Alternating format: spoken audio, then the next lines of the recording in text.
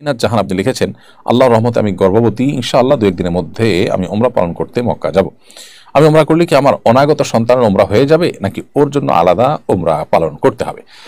বোন কায়নাত জাহান, আপনার প্রশ্ন উত্তর হলো, গর্ভবতী সন্তানের তার তরফ থেকে আপনি আলাদা উমরা করবেন অথবা আপনার উমরা তার জন্য যথেষ্ট হবে, এর কোনোটিই কিন্তু হবে না। কারণ হলো, দুনিয়াতে মাতৃগর্ভ থেকে দুনিয়ার আলোতে আসার আগ পর্যন্ত কারণ আসলে হিসেবের খাতা খোলার কোনো অপশনই থাকে না। তিনি এই জগতের বাসিন্দা না হলে, মাতৃগর্ভ থেকে দুনিয়াতে বা পৃথিবীর আলোতে তিনি না আসলে, তখন তার তরফ থেকে উমরা অথবা তাকে নিয়ে উমরা করলে তার উমরা হওয়া, এগুলোর কোনোটি স্কোপ থাকে না। বিধায় মাতৃগর্ভে থাকা শিশুকে নিয়ে যদি মা উমরা করেন কিংবা হজ করেন, সেক্ষেত্রে মার উমরা এবং হজ আদায় হবে শুধুমাত্র। তবে তিনি শিশুকে গর্ভে ধারণ করেও উমরা বা হজের মতো কষ্টসাধ্য ইবাদত সম্পন্ন করার কারণে আল্লাহ সুবহানাহু ওয়া তাআলার কাছে আলাদা বিনিময় এবং আজর লাভ করবে, সেটা ভিন্ন বিষয়।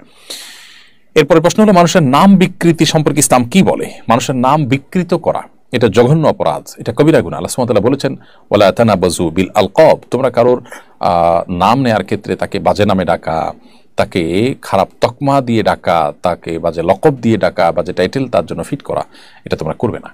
কারণ এতে মানুষের অপমান হয়, আর মানুষকে অপমান করা, অসম্মান করা, মানুষের মনে কষ্ট দেওয়া, এটা মানুষের অধিকার খর্ব করা এবং এটা হারাম কাজ। ইমানদারের জন্য সেটি জায়েজ নয়। বিধায় কারোর নাম বিকৃতি করে তাকে ডাকা জায়েজ নাই। রসিকতা করে আজকাল নামকে সংক্ষিপ্ত করা বা কিছুটা একটু ভিন্নভাবে বলার প্রচলন আমাদের সমাজে আছে।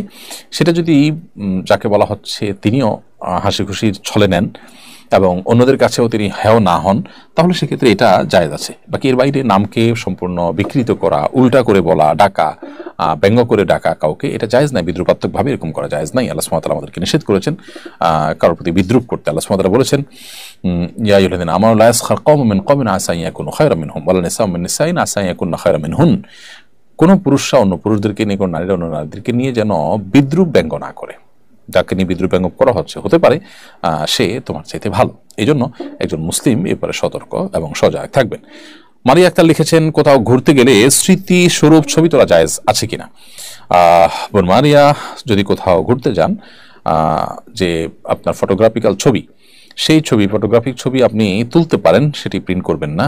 তবে একজন নারী হিসাবে আপনার ছবির প্রাইভেসি এবং পর্দা যেন রক্ষা হয়, সেজন্য আপনি আপনার মোবাইলে রাখবেন। এটি এমন কোনো জায়গায় শেয়ার করবেন না অথবা এমন কারো মোবাইলে তুলবেন না যেখান থেকে আপনার প্রাইভেসি লঙ্ঘিত হতে পারে, পর্দার বরখেলাফ হতে পারে।